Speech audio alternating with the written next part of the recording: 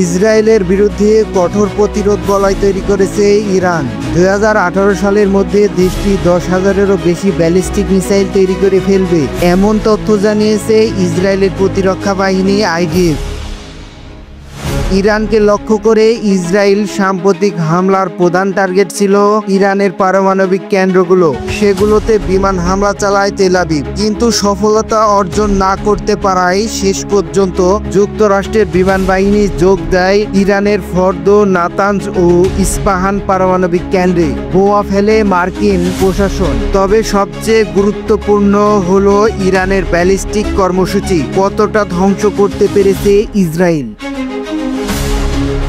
সম্প্রতি ইসরায়েলের প্রধানমন্ত্রী বেনিয়ামিন নেতানিয়াহু দাবি করেন, কিছুদিনের মাঝেই 20,000 ব্যালিস্টিক মিসাইল তৈরি করে ফেলবে তেহরান। ইসরায়েল যদি এখনই ইরানে হামলা না চালায়, তাহলে তেহরান সেই মিসাইলগুলোই একদিন পশ্চিমাদের জন্য গলার কাটা হয়ে দাঁড়াবে।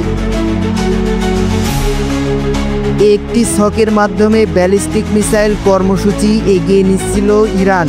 আইডিএফ এর অনুমান 2026 সালের মধ্যে 6,000 ক্ষেপণাস্ত্র তৈরি করে ফেলবে তেহরান, যা এক পর্যায়ে 2028 সালে দাঁড়াবে 10,000-এর অধিক। মূলত এমন সন্দেহ থেকেই ইরানে বিমান হামলা চালায় নেতানিয়াহুর সামরিক বাহিনী। তবে হামলার সময় ইরানের কাছে মাত্র 400 মিসাইল লঞ্চার ছিল বলে দাবি আইডিএফ এর। 27 জুন এক প্রতিবেদনে বিষয়টি নিশ্চিত করেছে ইসরায়েলি সংবাদ মাধ্যম জেরুজালেম পোস্ট।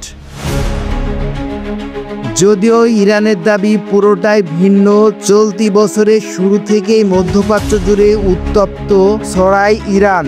দফায় দফায় নতুন প্রজন্মের ড্রোন তৈরি আর হাইপারসনিক ব্যালিস্টিক মিসাইলের সফল উৎক্ষেপণের মাধ্যমে বিশ্বকে তাক লাগিয়ে দেয় তেহরান। এমনকি 4টি ভূগর্ভস্থ মিসাইল সিটি উন্মোচন করে ইরান, আর এর দায়িত্ব ছিল দেশটির সর্বোচ্চ প্রতিরক্ষা বাহিনী আইআরজিসি। এসব মিসাইল সিটি কয়েক লাখ ব্যালিস্টিক মিসাইল রয়েছে বলে দাবি করে আইআরজিসি।